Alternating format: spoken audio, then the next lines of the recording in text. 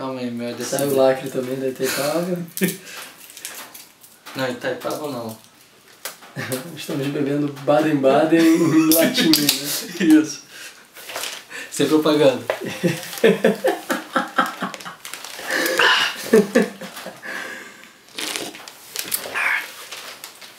Sem propaganda. Cara, a câmera tá muito mais pra cá. Mas tá enquadrado. Bizarro, cara. Mas tá enquadrado certo, cara. Pior é isso. Caralho. Não, se tá certo, foda-se. Não, mas eu também não tô entendendo como é que tá pra cá. Pô, é psicodélico. Vai.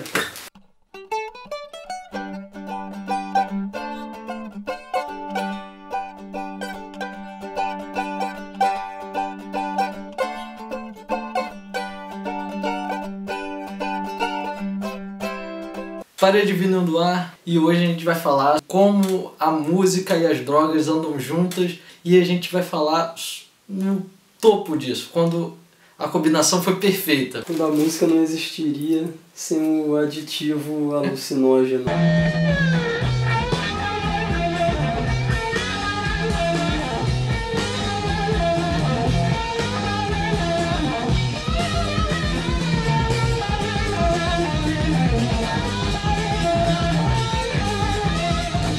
Drogas e música é um tema muito amplo, então a gente foi restringindo o que interessa, que é a época do Woodstock 69, 69,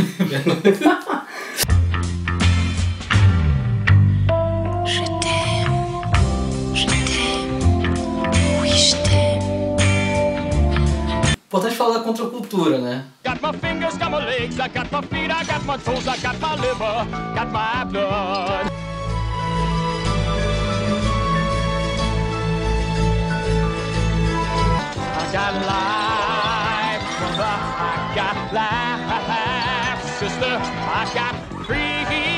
Os hippies eram uma resposta a uma sociedade de consumo, ao sonho americano. Você deveria ser uma engrenagem nesse mecanismo. Sim, de produção e consumo, produção e consumo tendendo ao infinito. Exatamente.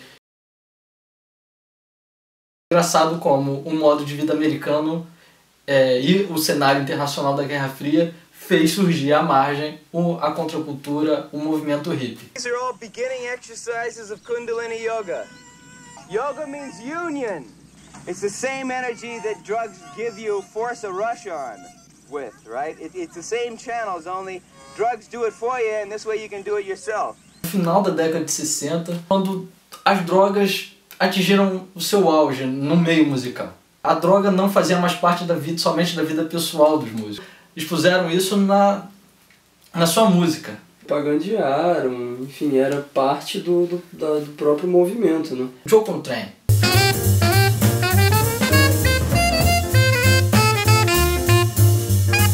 Ele era viciado em heroína. Na década de 60, no final da vida, ele conheceu o LSD. E nunca ele fez um som tão alternativo. Em 67, o ano da morte dele, ele fez Interstellar Space.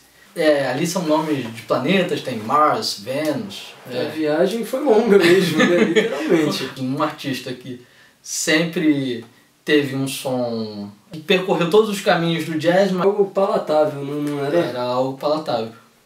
Em 65, 67, os críticos ficaram loucos. Ele não se preocupava com a técnica, ele queria saber dispor toda a abstração que ele estava vivendo, né?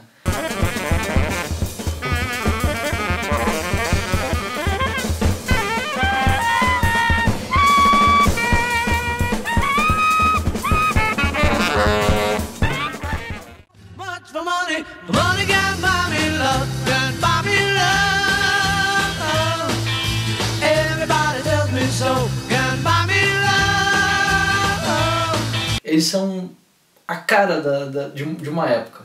Eles começam de uma forma, passam por uma transformação e terminam de outra forma, né? E os meninos de Liverpool se revelando. Em 67 tem o Sgt. Pepper's, é considerado um marco na psicodelia. Era a Wanna Hold Your Hands, pra Lucy in the Sky of Diamond.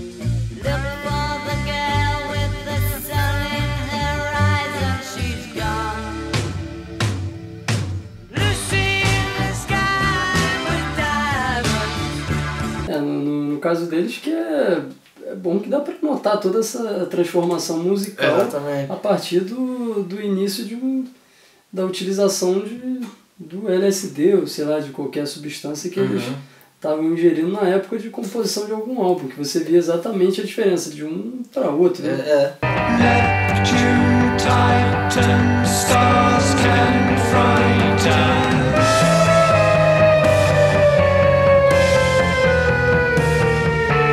Uma banda que surgiu na época e já surgiu no meio daquele ambiente foi o Pink Floyd, ainda liderado por Syd Barrett, lançam The Piper at the Gates of Dawn. Syd Barrett estava tão envolvido com as drogas que foi a principal causa da saída deles. Ele saiu no meio da gravação de Searchful of Secrets. O tipo de saída dele era inevitável. Ele chegou ao ponto deles fazerem um show, assim, um pub ou algum lugar. Tava tão dopado de ácido que ele chegava, sentava no palco e ficava assim. O vocalista. A banda tocando lá e virava uma banda instrumental, né? Não dava pra manter uma banda desse jeito, né? E ele sai e o Pink Floyd não é que vira outra banda. Se reinventa. Se reinventa. O Syd Barrett era o mensageiro da LSD no Pink Floyd. Né? Ele saiu. E aí, quem foi o mensageiro do LSD agora? Depois do Syd Barrett, quem assumiu esse posto? Olha, eu vou falar de um cara que nasceu no LSD e morreu no vômito dele. Que não sei se tinha LSD, mas Jimi Hendrix.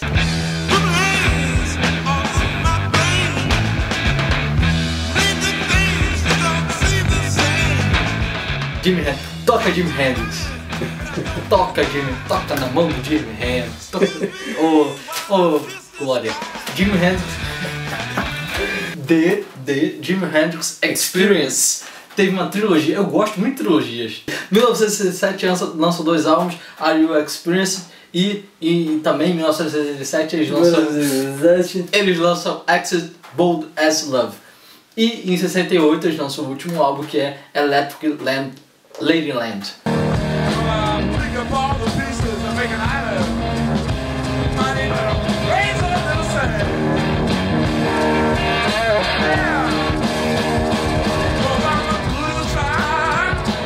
Em 2 anos, 3 álbuns, esse é Jimi Hendrix.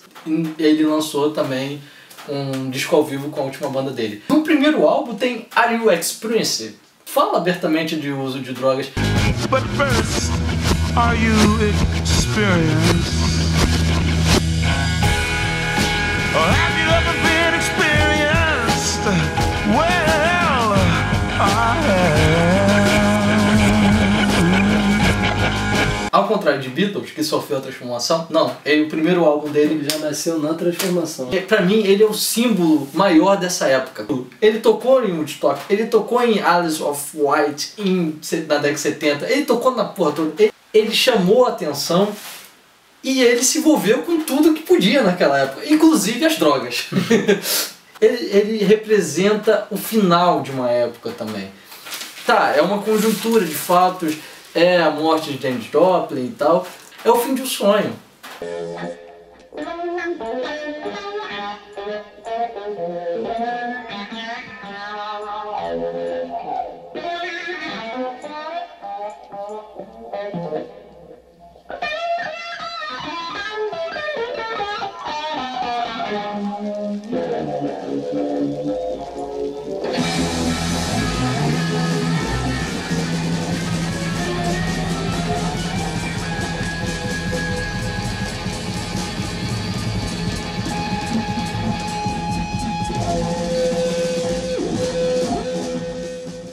São 2 pontos, né? As coisas positivas que aquele momento criou, inclusive as drogas criaram. É importante falar isso. As drogas fizeram coisas boas para a cultura.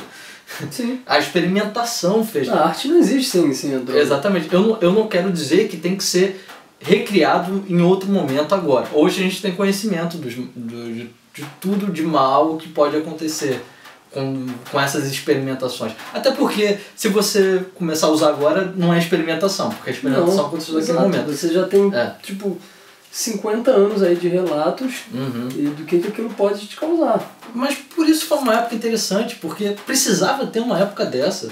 Precisava dessa curiosidade, uma juventude curiosa, uma juventude ao mesmo tempo que perdida, interessada em um caminho, em alguma coisa. Primava pelo excesso, pela urgência de viver. Exatamente. Isso não é errado. Não. Nós com certeza não condenamos isso. Teve tanta força essa cultura e a cultura da experimentação, e consequentemente a cultura de experimentação de drogas alucinógenas, que isso explodiu no produto de arte. E isso explodiu em Sgt. Pepper's, em John Coltrane, que isso explodiu em Pink Floyd e Jimi Hendrix. Foi isso. Por isso é interessante. E é algo único. Você não tem repetições desse momento em outros momentos da história. Drugs have done good things for us. If you don't believe they have, do me a favor, take all your albums, tapes, CDs, and burn them. Because you know what? The musicians who made that great music that has enhanced your lives throughout the years, real fucking high. Ok. Esse foi mais um Parede de Vinil. Valeu. Obrigado. Isso aí.